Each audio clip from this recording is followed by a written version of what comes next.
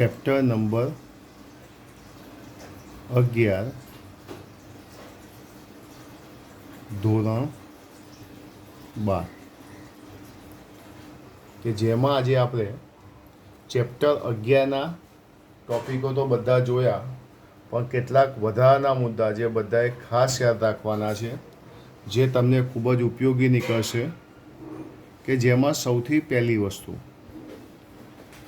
Pole berg, નામ સાંભળજો,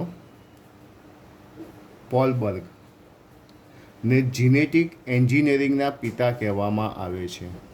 pole berg કે જેને જીનેટિક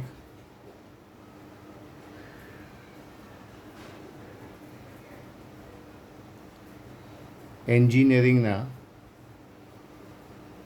પિતા કહેવામાં આવે છે. ઓકે. સેકન્ડ નંબર, સૌ પ્રથમ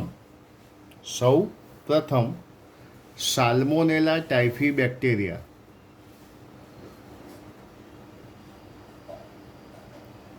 સાલ્મોનેલા ટાઇફી બેક્ટેરિયા ના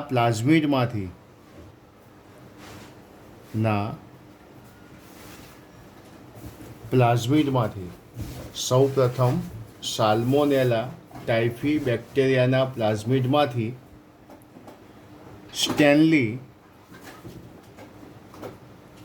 સ્ટેનલી કોહેન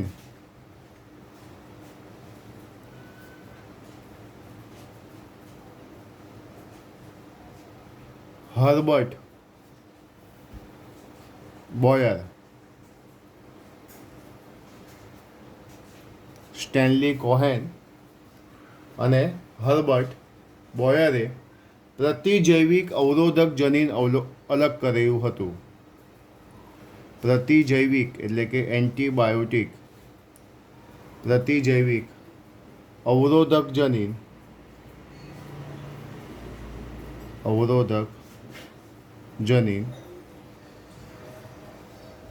અલગ કર્યું હતું. તો સાલ્મોનેલા ટાઇફી બેક્ટેરિયાના પ્લાઝમિડમાંથી સ્ટેનલી કોહેન અને હર્બર્ટ બોયરે પ્રતિજૈવિક અવરોધક જનીનને અલગ કર્યું હતું. નંબર 3, એની ચેન્જ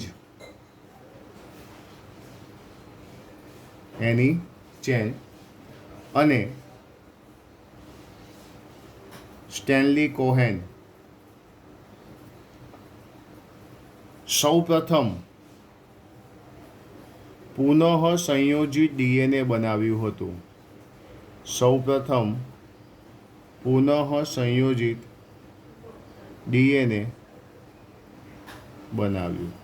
તો 3 વસ્તુ: જીનેટિક એન્જિનિયરિંગના પિતા કોણ, પ્રતિજૈવિક અવરોધક જનીનને અલગ કોણે કર્યું, અને સૌપ્રથમ પુનઃ સંયોજિત ડીએનએ કોણે બનાવ્યું. તો સૌથી પહેલાં આ 3 વસ્તુને આપણે યાદ રાખીશું. ફરીથી એકવાર જોઈ લો. પહેલો, બીજો અને ત્રીજી વસ્તુ: pole berg, Stanley Cohen, Herbert Boyer. એની ચેન્જ અને સ્ટેનલી કોહેન વિશેની માહિતી જોઈ લો બધા એકવાર.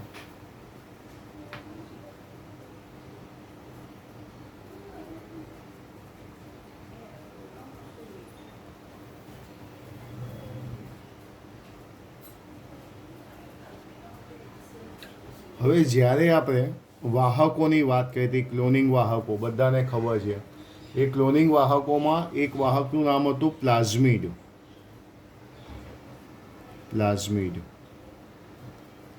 એકચ્યુઅલીમાં પ્લાઝમિડ એટલે શું? તો પ્લાઝમિડ એટલે બેક્ટેરિયાના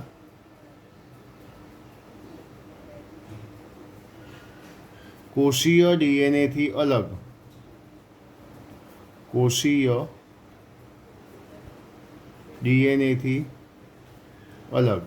એક કોષીય ડીએનએ તો હોય જ, પણ કોષીય ડીએનએથી અલગ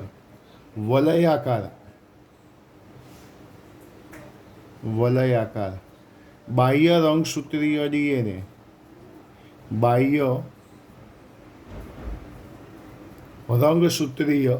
ડીએનએ આવેલું હોય છે. આવેલ હોય છે, જેને પ્લાઝમિડ કહેવામાં આવે છે. જેને શું કહે છે? પ્લાઝમિડ. પ્લાઝમિડ જે છે એ પોતે મેન વિશેષતા પ્લાઝમિડ કોષીય ડીએનએ તો સ્વયંજનન પામી શકે, પણ કોષીય ડીએનએ સિવાય તે પોતાની જાતે સ્વતંત્ર સ્વયંજનન પામી શકે છે. તે પોતાની જાતે સ્વતંત્ર રીતે સ્વયંજનન પામી શકે છે. ઓકે, તો એક આ પ્લાઝમિડ વિશેની માહિતી ધ્યાન રાખી લો બધા, કે બેક્ટેરિયામાં કોષીય ડીએનએથી અલગ વલયાકાર બાહ્ય રંગસૂત્રીય ડીએનએ આવેલું હોય છે, જેને આપણે શું કહીએ છીએ? પ્લાઝમિડ કહીએ છીએ. આ જે પ્લાઝમિડ જે છે એ કોષીય ડીએનએથી સ્વતંત્ર રીતે પોતાની જાતે શું પામી શકે છે? સ્વયંજનન પામી શકે છે. એટલે એક આ વસ્તુ પણ બધાએ યાદ રાખવાની. જોઈ લો.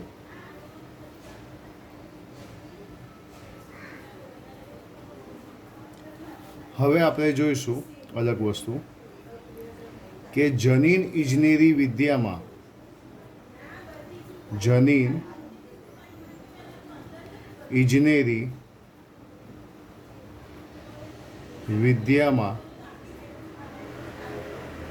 વપરાતા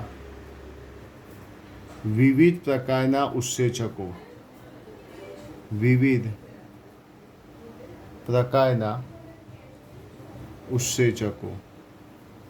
જનીન ઇજનેરી વિદ્યામાં વપરાતા વિવિધ પ્રકારના ઉત્સેચકો.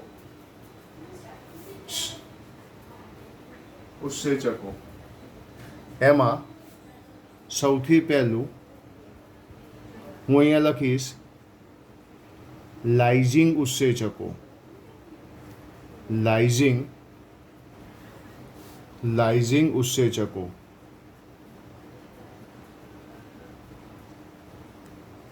આ ઉત્સેચકો શું કરશે? તો આ ઉત્સેચકો લાઇસોજાઇમ તરીકે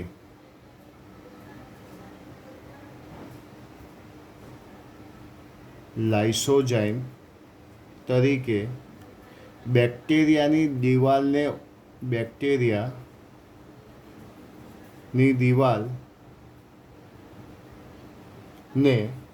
શું કરે છે? ઓગાળે છે.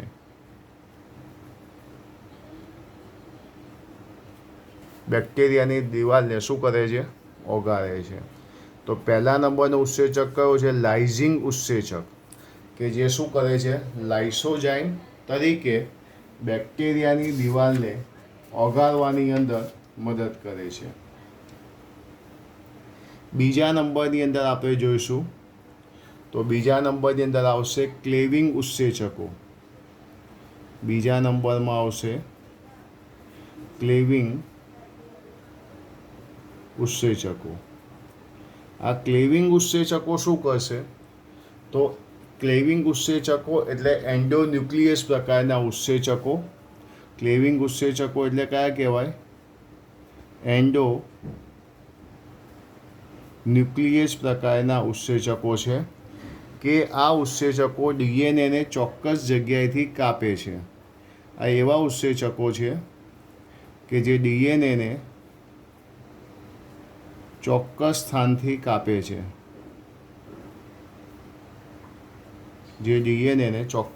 શું કરે છે? કાપે છે. એ છે ક્લેવિંગ ઉત્સેચકો. હવે ક્લેવિંગ ઉત્સેચકો પછી ત્રીજા નંબરમાં છે સિન્થેસાઇઝિંગ ઉત્સેચકો.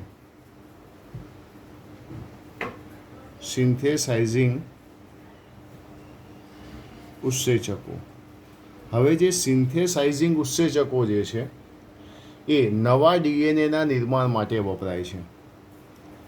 નવા ડીએનએના નિર્માણ માટે વપરાય છે. તો નવા ડીએનએના નિર્માણ માટે કયા ઉત્સેચક વપરાય છે? સિન્થેસાઇઝિંગ ઉત્સેચકો વપરાય છે.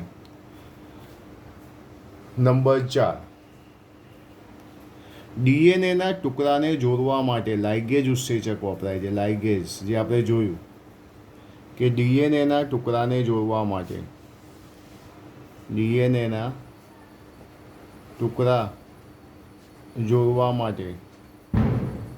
લાઇગેજ ઉત્સેચક વપરાય છે. તો ડીએનએના ટુકડા જે છે એને જોડવા છે તો કયો ઉત્સેચક વપરાય છે? લાઇગેજ.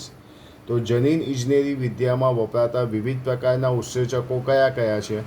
તો પહેલો, બીજો, ત્રીજો અને ચોથો. પહેલો કયો છે? લાઇઝિન. બીજો ક્લેવિંગ. ત્રીજો સિન્થેસાઇઝિંગ. ચોથું લાઇગેજ. જોઈ લો બધા એકવાર.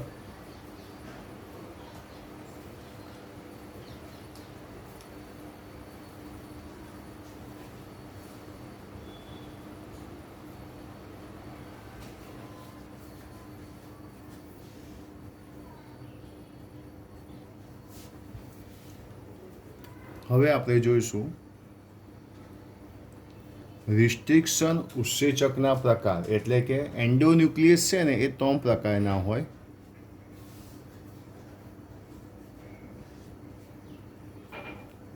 એન્ડોન્યુક્લિયસ રિસ્ટ્રિક્શન ઉત્સેચક છે એમાં 3 પ્રકાર. એમાં સૌથી પહેલો છે ટાઈપ 1. આ ટાઈપ 1 જે છે શું કરશે? તો ટાઈપ 1 1000 નાઇટ્રોજન બેઝ જોડીઓને ઓળખીને અલગ કરી શકે છે. 1000 નાઇટ્રોજન બેઝ જે છે એની જોડીઓને, બેઝ પેર જે કહીએ, જોડીઓને ઓળખી અલગ કરે છે. નંબર 2, જેમાં આપણે લખી શકીએ ટાઈપ 2, બીજા પ્રકારનો. તો ટાઈપ 2માં શું આવશે? તો ટાઈપ 2 4 થી 8 નાઇટ્રોજન બેઝની જોડીઓને ઓળખી અલગ કરે છે. 4 થી 8 નાઇટ્રોજન બેઝની જોડીને ઓળખી અલગ કરે છે. અને ત્રીજા નંબરમાં છે ટાઈપ 3. ટાઈપ 3 કે જે આરડીએનએ ટેકનોલોજીમાં વપરાતા નથી. પુનઃસંયોજિત ડીએનએ ટેકનોલોજી. પુનઃસંયોજિત એટલે રિકોમ્બિનન્ટ ડીએનએ ટેકનોલોજીમાં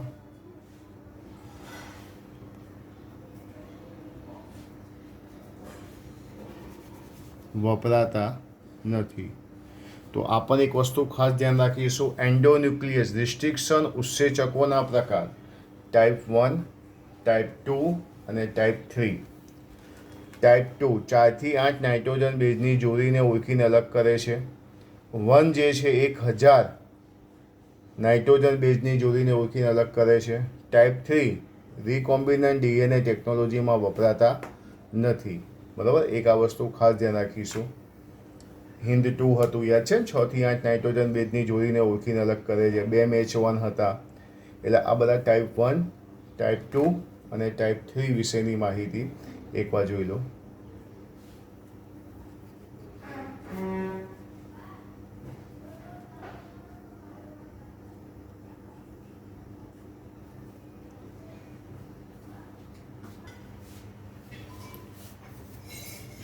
ચલો, એના પછી આપણે ક્લોનિંગ વાહકોની અંદર ભણ્યા હતા બેક્ટેરિયોફેજ અને પ્લાઝમિડ. તો અહીંયા કેટલીક મહત્વની વસ્તુ આપણે યાદ રાખીશું કે ફેજનો ડીએનએ રેખીય હોય છે. બેક્ટેરિયોફેજનો ડીએનએ રેખીય હોય છે. તે યજમાન કોષમાં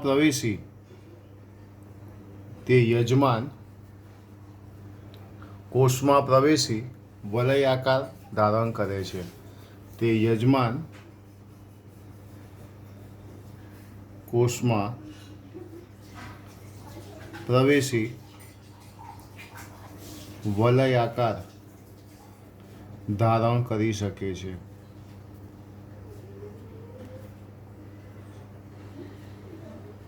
તો પહેલી એક આ વસ્તુ ખાસ ધ્યાન રાખજો. સેકન્ડ નંબર, બેક્ટેરિયોફેજ અને પ્લાઝમિડના જનીન દ્રવ્યના સંયોજનથી, એટલે હું અહીંયા લખીશ પ્લાઝમિડ અને બેક્ટેરિયોફેજના જનીન દ્રવ્યના સંયોજનથી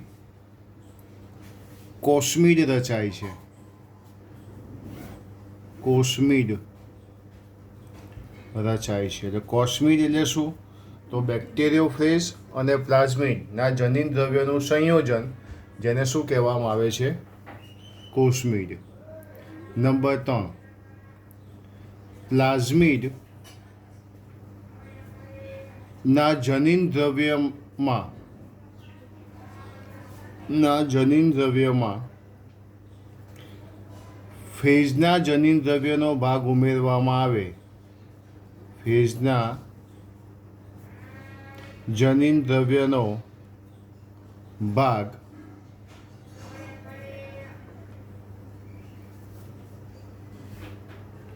ઉમેરવામાં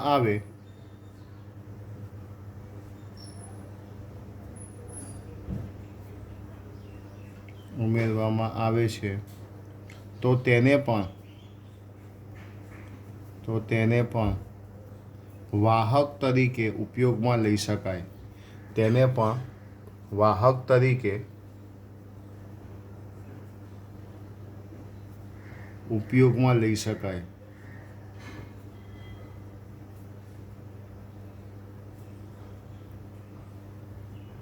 તેને પણ વાહક તરીકે ઉપયોગમાં લઈ શકાય. તો આ કોના વિશે થયું? ડીએનએ. ફ્રેશ ડીએનએ જે છે રેખીય યજમાન કોષમાં પ્રવેશી વલયાકાર બની શકે છે. પ્લાઝમિડ અને ફેજના જનીન દ્રવ્યના સંયોજનથી કોસ્મિડ રચાય. કોસ્મિડ શબ્દ ક્યાંક જોઈએ તો એનો મતલબ આ કહી શકાય.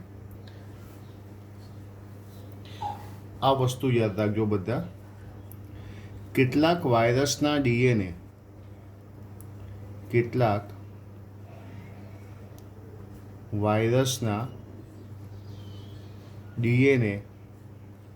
પણ વાહક તરીકે યોગ્ય છે. કેટલાક વાયરસના ડીએનએ પણ વાહક તરીકે યોગ્ય છે.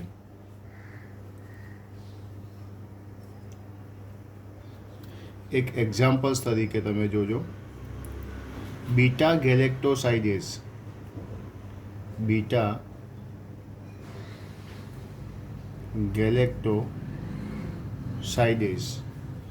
જનીનના ઈ કોલાઈમાંથી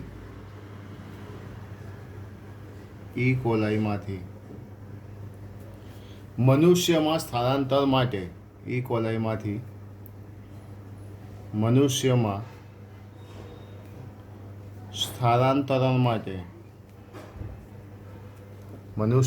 સ્થળાંતરણ માટે બેક્ટેરિયોફેજ ઉપયોગી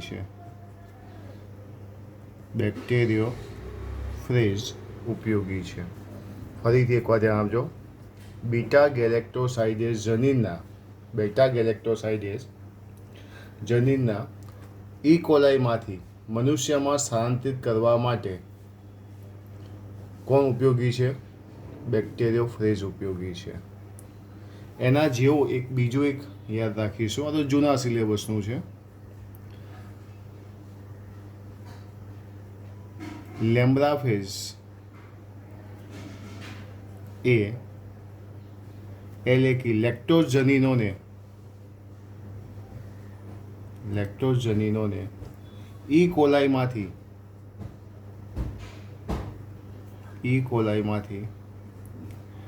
ટામેટાના કોષમાં એટલે ટામેટામાં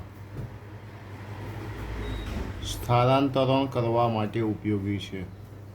તો લેક્ટાફેજ જનીનોને ઈ કોલાઈમાંથી ટામેટામાં સ્થળાંતર કરવા માટે કોણ ઉપયોગી છે?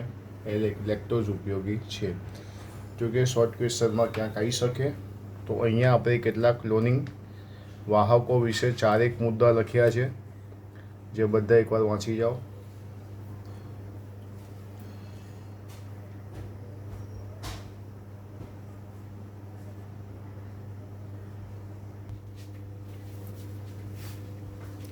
ત્યાર પછી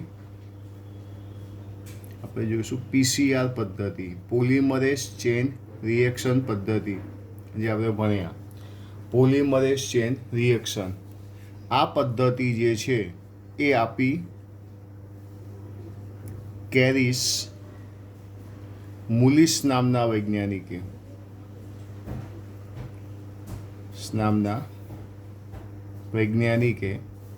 PCR પદ્ધતિ આપી.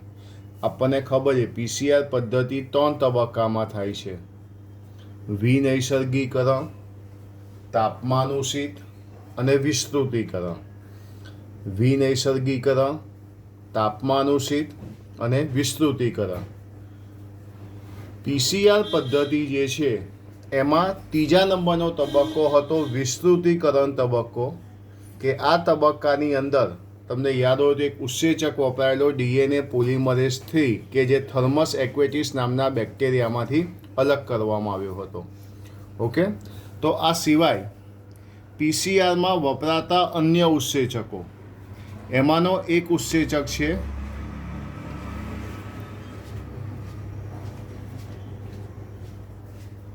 પોલિમરેઝ. આ શું લખ્યું? તો પાયરોક્રોક્સ ફ્યુરિયોસિસમાંથી અલગ કરવામાં આવેલો ઉત્સેચક PFLU. હું અહીંયા લખીશ પાયરોકોક્સ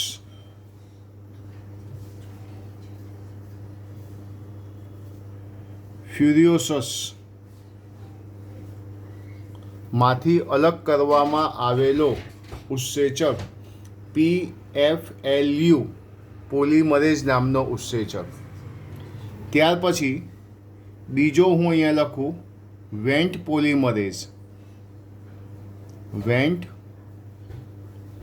પોલિમરેઝ.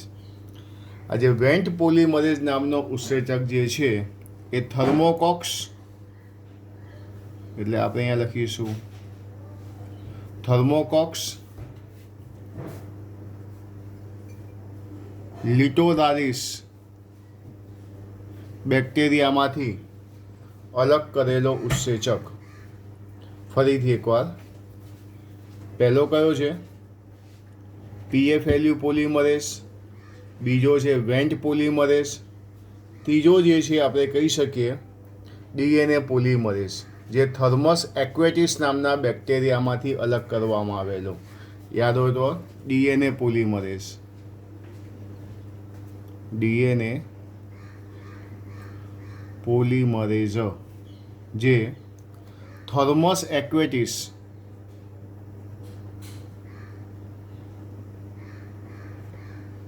નામના બેક્ટેરિયામાંથી અલગ કરવામાં આવ્યું. PCR પોલિમરેઝ ચેન રિએક્શન પદ્ધતિ, આ પદ્ધતિ કેરિસ મુલિસ નામના વૈજ્ઞાનિકે આપી. PCR પદ્ધતિમાં વપરાતા ઉત્સેચકો કયા બેક્ટેરિયામાંથી અલગ કરવામાં આવ્યા છે તેના વિશેની માહિતી જોઈ લો.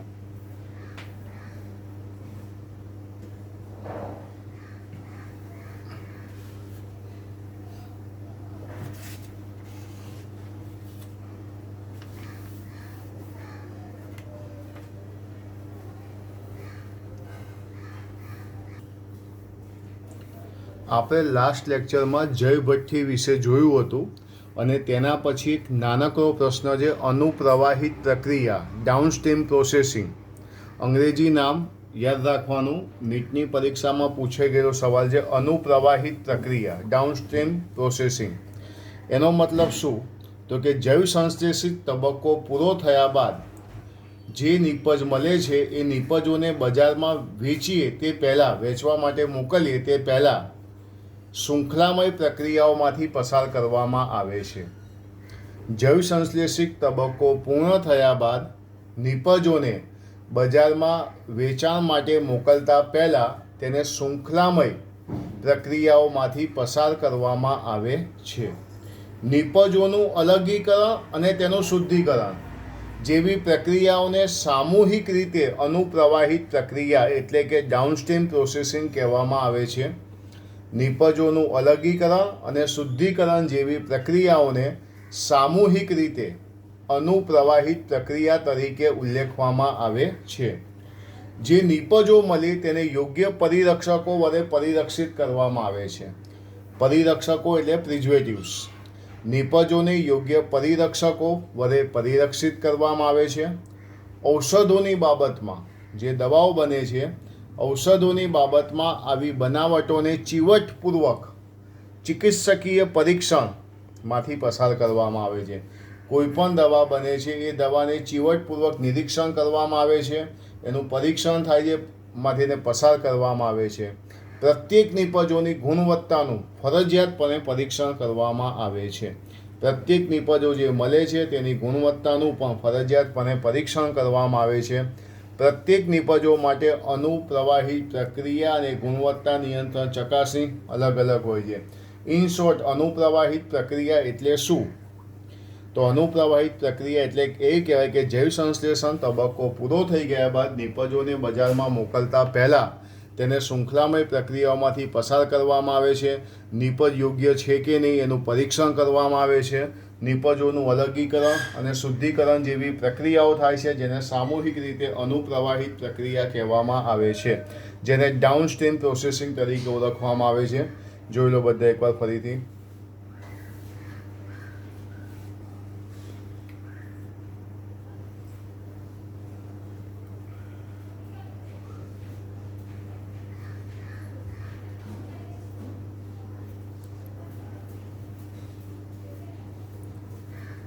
તો આજના બધા જ મુદ્દા જે લખાયા છે, બરાબર, એની PDF પણ તમારી પાસે છે, એને બરોબર જોજો અને ખાસ વધારાના મુદ્દા તરીકે યાદ રાખજો. નીટ માટે ખૂબ જ મહત્ત્વના મુદ્દા હતા ચેપ્ટર નંબર 11ના. નેક્સ્ટ ટાઈમ આપણે આ ચેપ્ટરના શોર્ટ ક્વેશ્ચન એટલે કે MCQ ટાઈપ પ્રશ્નોનો આપણે જોઈશું. અત્યારે આટલું રાખીએ. Next time